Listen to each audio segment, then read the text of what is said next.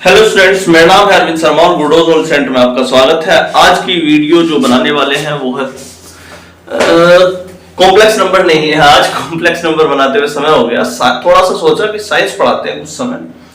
तो last video जो डली है हमारी फंडामेंटल यूनिट्स पर थी और आज की वीडियो है ड्राइव यूनिट्स पर।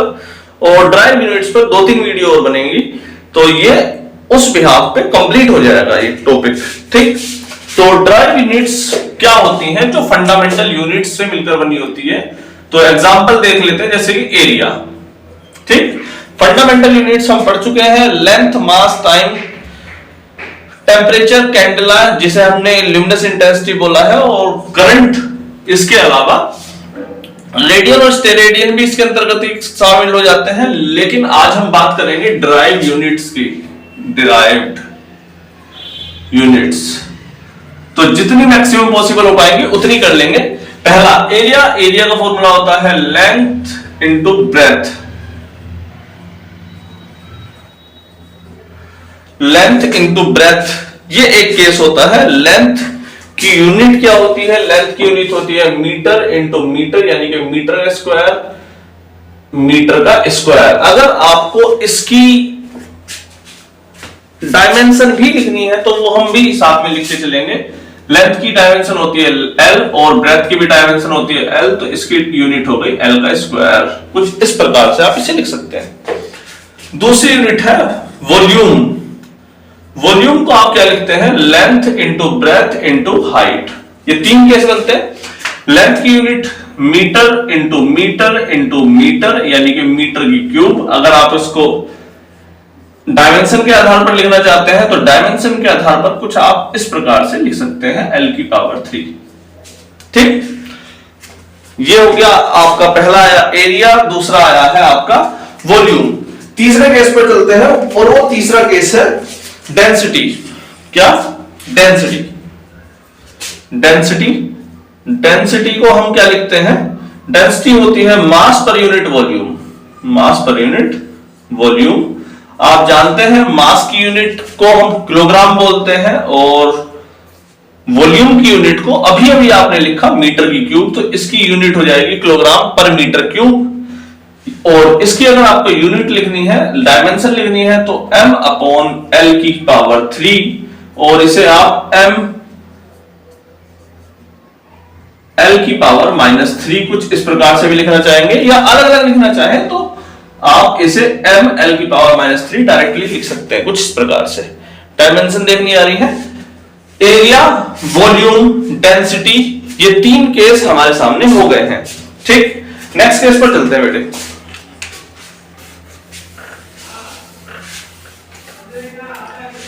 चौथी यूनिट है आपकी स्पीड। स्पीड या वेलोसिटी। स्पीड या वेलोसिटी। वेलोसिटी की यूनिट होती है, वेलोसिटी बोलते हैं हम डिस्प्लेसमेंट अपॉन टाइम, स्पीड बोलते हैं distance upon time. Distance upon time ये बहुत अच्छा सा फॉर्मूला है जिसे आप 7th 8th 9th 10th और 11th 12th तक आगे तक पढ़ते हैं। डिस्टेंस की यूनिट होती है मीटर और टाइम की यूनिट होती है सेकंड, तो इसकी यूनिट हो गई मीटर पर सेकंड। ठीक, अगर इसकी डायमेंशन लिखनी है आपको तो डिस्टेंस को आप L में लिखते हैं, टाइम को T में लिखते हैं। इसकी एक्चुअल में यूनिट जो बनती है वो बनती है LT-1। LT-1 ये इसकी यूनिट बन करके आती है। क्लियर हुआ बेटे? आगे बढ़ते हैं। नेक्स्ट केस आया है आपका 5वां, वो है आपका एक्सेलरेशन। एक्सेलरेशन, एक्सेलरेशन क्या होता है? स्पीड, चेंज इन स्पीड या velocity upon time. Change in speed upon time. आपने स्पीड का फॉर्मूला यहां पर चेक कर लिया है। स्पीड की यूनिट है आपकी LT-1 अपॉन, इसकी यूनिट क्या है? T। अब T की पावर 1 है, नीचे ऊपर जाएगा तो T की पावर -1 हो जाएगा, और ये वाला केस आपका बना LT-2। इसकी डायमेंशन निकल करके आपके सामने आ रही है। क्लियर है बेटे? एक्सेलरेशन, एक्सेलरेशन के बाद चलती है बात फोर्स पर। फोर्स की यूनिट क्या है? फोर्स हम क्या जानते हैं? फोर्स का फॉर्मूला होता है, फोर्स होता है mass into acceleration m into a। मास की यूनिट जो आप लिखते हैं, मास को लिखते हैं kilogram metre per second square. इसकी यूनिट हम लिखना भूल गए, इसकी यूनिट आई थी मीटर पर सेकंड, और जब मीटर पर सेकंड में आप एक और सेकंड से भाग दे दो तो मीटर पर सेकंड स्क्वायर इसकी यूनिट आती है। ठीक, इसकी यूनिट आ गई kilogram metre per second square. इसको आप न्यूटन भी कह देते हैं, न्यूटन, NEWTON, न्यूटन जो वैज्ञानिक है उसके नाम पर भी बोला जा सकता है। लेकिन अगर आपको इसकी डायमेंशन लिखनी है तो मास की डायमेंशन होती है m और इसकी डायमेंशन होती है एरिया की, जो सॉरी एक्सेलरेशन की, LT-2। तो MLT-2 ये डायमेंशन आती है आपकी फोर्स की, MLT-2। चलिए नेक्स्ट डायमेंशन लिखते हैं, केस नंबर 6 पर चलते हैं।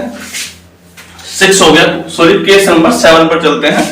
केस नंबर 7 चल रहा है फोर्स के बाद आती है एनर्जी की बात, या एनर्जी की बात भी नहीं करते, वर्क डन की बात। तो वर्क डन क्या होता है? वर्क डन होता है किसी भी ऑब्जेक्ट पर फोर्स लगा करके उसे थोड़ी सी दूरी चला दो तो उसे हम वर्क डन कहते हैं। यानी कि ये ऑब्जेक्ट है, इस पर आपने F फोर्स लगाया, इसे DS डिस्प्लेसमेंट ट्रेवल कराई, तो वर्क डन होता है फोर्स इनटू डिस्प्लेसमेंट, DS। देखते हैं बेटा, work done force into displacement. बीच में फोन आ गया था तो वो फोन उठाना पड़ गया हमें। फोर्स की यूनिट होती है न्यूटन या kilogram metre per second square, kilogram metre per second square, और इनटू डिस्टेंस 1 मीटर और आ गया है, यानी कि kilogram metre square upon second का स्क्वायर। ये यूनिट आ गई है आपकी किसकी? वर्क डन की। इसकी अगर डायमेंशन निकालनी हो तो फोर्स इनटू डिस्प्लेसमेंट, फोर्स की यूनिट क्या होती है?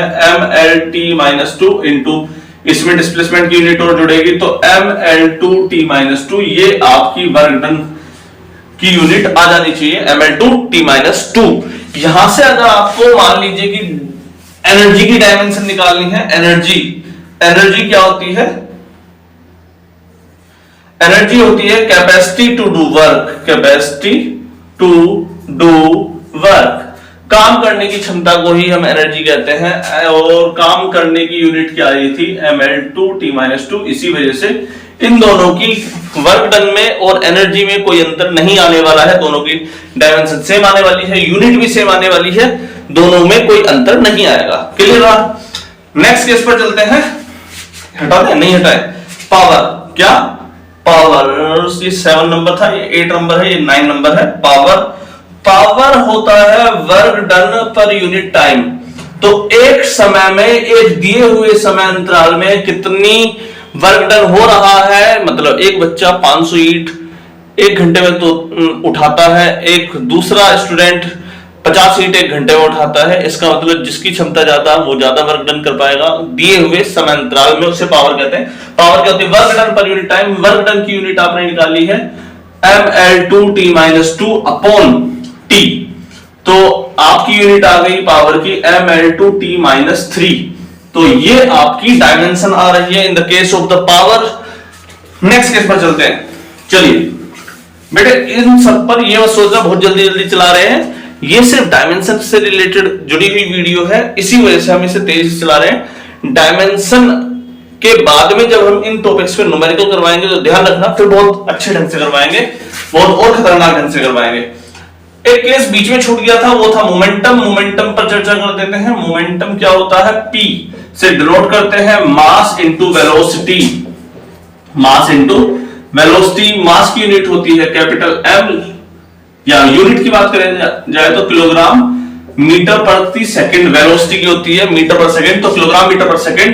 इसकी यूनिट की बात करी जाए तो मास को डिनोट करेंगे M से, वेलोसिटी को डिनोट करेंगे LT-1 से, तो MLT-1 ये आपकी मोमेंटम की यूनिट को भी दिखाता है।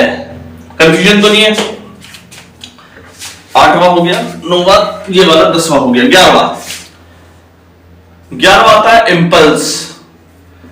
इंपल्स क्या होता है? इंपल्स होता है, आई से डिनोट कर देते हैं, फोर्स इनटू टाइम। यानी कि एक छोटे से अंतराल में स्ट्राइक करने पर जो फोर्स लगता है उसे इंपल्स कहते हैं। जैसे देखो, समझ में आया?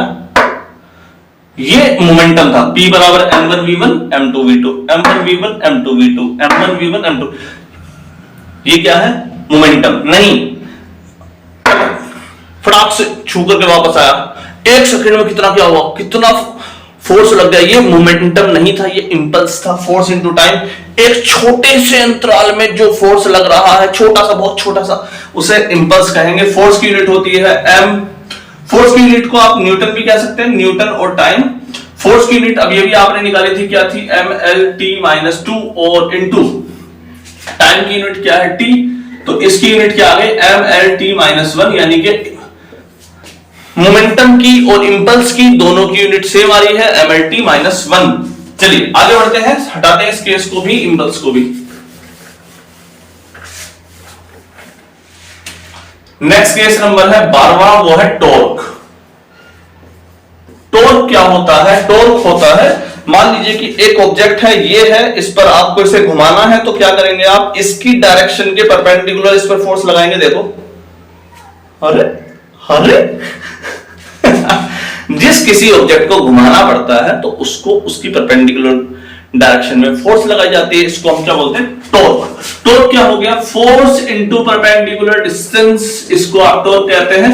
फोर्स की यूनिट होती है न्यूटन, इसकी यूनिट होती है मीटर, न्यूटन मीटर, फोर्स की यूनिट। डायमेंशन की बात करी जाए तो फोर्स की डायमेंशन होती है mlt माइनस 2 इंटू एल, तो टॉर्क की डायमेंशन होगी ml2 t minus 2।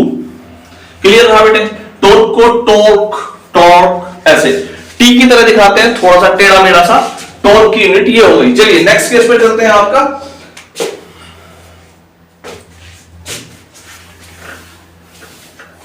Pressure. Next case क्या है, pressure. 30 number case, pressure, P R E double S, P R E double S U R E, pressure. P, pressure, pressure pressure pressure pressure क्या होता है, force per unit area, force per unit area. इसको समझना बहुत आसान है, यहां पर कोई पेन रखा है क्या, देखो बेटा, इसको समझना बहुत आसान है। ये है केस प्रेशर का। अगर मैं इसको देखो, यहां पर ऐसे मारता हूं तो कुछ नहीं हो रहा है, रियल में यहां पर एरिया ज्यादा है, फोर्स सेम है, लेकिन इसी चीज को यहां पर बढ़ाएंगे तो, धीमे मारूंगा, तेज क्यों मारूंगा, ब्लड आ गया, तो यहां पर एरिया छोटा है, एरिया छोटा है, तो फोर्स अगर सेम लगाऊंगा तो वो अंदर घुस जाएगा। इसका मतलब एरिया जब छोटा होगा तो प्रेशर बड़ा होगा, एरिया छोटा प्रेशर बड़ा, एरिया बड़ा प्रेशर छोटा। इसका मतलब फोर्स को एरिया से बदला जा सकता है। अगर एरिया बड़ा है तो फिर प्रेशर कम लगेगा। इसका मतलब हम एक कील के उल्टे, एक कील पर खड़े नहीं हो सकते, लेकिन अगर 50 कील लगी हुई हो तो उन पे खड़ा हो सकते हैं, क्योंकि हमारा सरफेस एरिया फैल जाएगा। ठीक इस चीज को समझा जा सकता है। अगर एक आदमी सीधा खड़ा हो तो उसका फोर्स सबसे ज्यादा लग रहा होगा, अगर वो जमीन पर आराम से लेट जाए तो प्रेशर कम लग रहा होगा। ये केस हमें देखने को मिलता है, बर्फ जब पिघलती है तो बर्फ के टूटने की कगार पर रहती है, तो उस जगह पर भालू ऐसे लेट के चलता है, भालू या पेंगुइन आपने देखी होगी, ऐसे फैल के चलती है ताकि प्रेशर कम लग सके, वो अपने आप को फैला करके चलता है। हम जैसे आदमी जो पढ़े लिखे नहीं होते, वो सीधा खड़े होकर चले जाते थे, सीधा जमीन, सीधा का उसमें जो बर्फ है, बर्फ के अंदर घुस जाते हैं। एक्चुअली भालू हमसे ज्यादा समझदार निकल जाता है।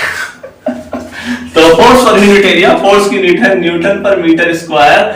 फोर्स की यूनिट डायमेंशन की बात करी जाए तो M L T minus 2 upon L 2, तो एम एल की पावर 1 2, एल की पावर 1 और एल की पावर 2 माइनस में एल माइनस 1, तो M L minus 1 T minus 2 ये आपकी यूनिट है किसकी, प्रेशर की। एक केस और देख लेते हैं, फिर वीडियो बड़ी हो जाएगी, बच्चे ज्यादा देख नहीं पाएंगे, इसलिए एक केस और। नेक्स्ट केस है 14 नंबर, वो है gravitation constant, gravitation, gravitational constant जी। ग्रेविटेशनल कांस्टेंट क्या होता है, एक मास है m1 और दूसरा मास है m2, इन दोनों के बीच की दूरी है r, और इन दोनों के बीच में लगने वाला फोर्स जो होता है वो डायरेक्टली इन दोनों के मास के प्रोडक्ट के प्रोपोर्शनल होता है। इन दोनों के बीच में लगने वाला फोर्स इन दोनों के बीच की डिस्टेंस के स्क्वायर के इनवर्सली प्रोपोर्शनल होता है। दोनों की प्रोपोर्शनलिटी को साथ में लेके आते हैं, g m1 m2 by r square, proportionality के साइन को हटाते हैं तो आपके पास f बराबर g m1 m2 by r square आता है। आपके पास इस g की डायमेंशन पूछी है, g की डायमेंशन क्या है, F into R square upon m1 m2।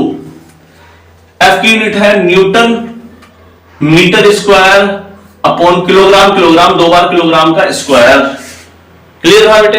ये इसकी यूनिट है। अगर इसकी डायमेंशन पूछी जाए तो डायमेंशन क्या होगी, वो डायमेंशन हम यहां से निकाल सकते हैं डायरेक्टली इस फॉर्मूले से, G equal to F into R का स्क्वायर अपॉन m का स्क्वायर, मास का स्क्वायर, यानी कि F की वैल्यू होती है mLT माइनस 2, रेडियस है L की पावर 2, रेडियस क्योंकि बेटा दूरी है इसलिए L की पावर 2 लिखा है, मास है मास की पावर 2, तो पावर 1 से 2 कट गया, ऊपर चला गया m माइनस 1, L की पावर 3, T की पावर माइनस 2।